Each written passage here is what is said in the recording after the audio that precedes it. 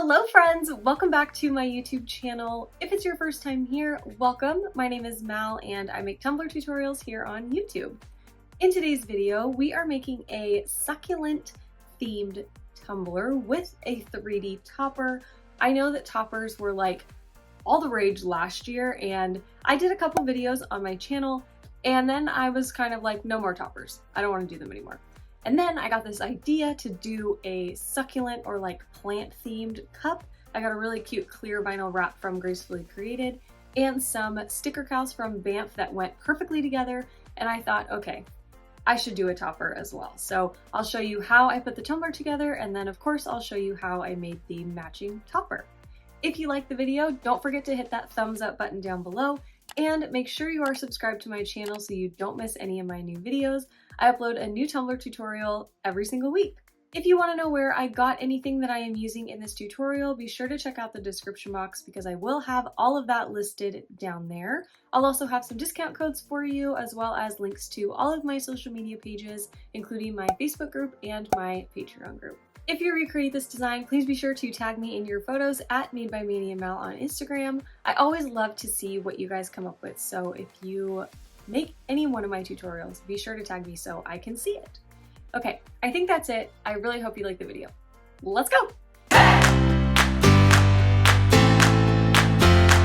We're using a 20-ounce skinny straight powder-coated white tumbler from Craft Haven, so it's ready to go. We can just jump right in. I am going to make a custom glitter mix for this design. I will have the glitter recipe listed at the very end of this, but I'm using Opal Majesty, Frosty, and Luxe from Peachy Olive Glitters, and then Diamond, 1920, and Pearl, all from PDB. And then I'm also going to use Diamonds from Glitter Heart Company and Upper Class from Chase Ray Creations. So I basically took all my whites and mixed them together. So here's what the final mix looks like. Here is the recipe written down with the amounts in milliliters. A little pour action for you. And now I'm going to go into actually applying it onto my cup. So I'm using my Crystal glitter glue as always. I'm just brushing a very thin, even layer all over the cup. And now I'm going in with my glitter mix. Of course, if you didn't want to make your own custom mix, you can go in with any white that you have. It'll work totally fine. You guys know I just love to mix my own glitters. So there's the glitter on the cup. I let that dry about 2 hours, and then I went right into my first coats of epoxy. I didn't seal this glitter. It was a pretty fine mix overall, and it laid pretty flat, so there was no need to seal this one. I added 2 coats of epoxy, and then I sanded down my rim and any little spots on the cup. I wanted to keep the cup shiny because we are using this clear full wrap from Gracefully Created. So this is going to show up very lightly on this cup. These wraps in particular show up best on light colors. So this is going to show very subtly on this white base that we have, but it's a really, really great start for the full final design that we're going for. So I'm going to apply this like a regular vinyl wrap. I cut back about 1 inch to 2 inches of the backing, as you can see there, and I'm going to place that piece of exposed vinyl onto my cup, wrap it around to make sure that I've got everything lined up straight. And I've said this before, but the great thing about these Gracefully Created wraps is that they are removable vinyl. So if you mess up or if you lay it down or anything and you want to change it, you can always just carefully peel it back up again and you can reuse it if you are careful enough. So I really like that these are repositionable basically. So I smoothed the vinyl onto my cup, and here I've got my seam, but we're going to cover this seam up. So I'm not going to trim off the excess or anything. It lined up almost perfectly, so we're just going to keep trucking right along. If you have any bubbles in your wrap, you can just poke a little hole in them, as you can see I'm doing here, and then push the air out, and you'll never know there was a bubble there in the first place. Then I'm going with my heat gun up at the top rim of my cup, and I'm going to pull that excess vinyl up over that top rim and then go in with my craft knife to trim off all of that excess. I do this with every single vinyl wrap that I do. It really helps get a good seal up at the top of the cup once you go in with epoxy. So there I'm getting off any of that excess.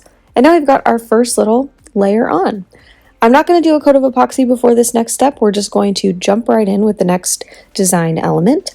I got these from Banff Custom Creations. This is a sheet of her sticker cows, and the patterns mixed up perfectly or matched perfectly. They were both succulent patterns, and I knew once I saw them I had to use them together. So I'm taking these pieces and I'm just making this little cluster of these succulents right on top of that seam. You can do as many flowers as you want.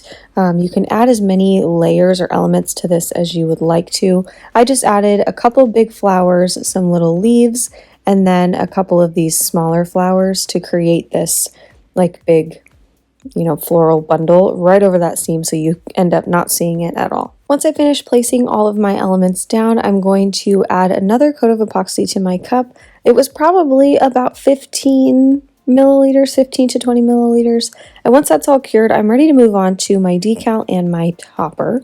So here's what the cup looks like with the coat of epoxy on it. And now we're going to create our succulent pot topper. Now with toppers, I have done a video on a removable topper technique that I use for removable toppers, but I personally prefer to just make a permanent topper, and then if I'm selling the cup, send a separate plain lid so the customer has a regular lid and a succulent or whatever topper lid. It's just easier for me to go right in with my hot glue or whatever to make the lid, and then they have a plain one that they can also interchange with.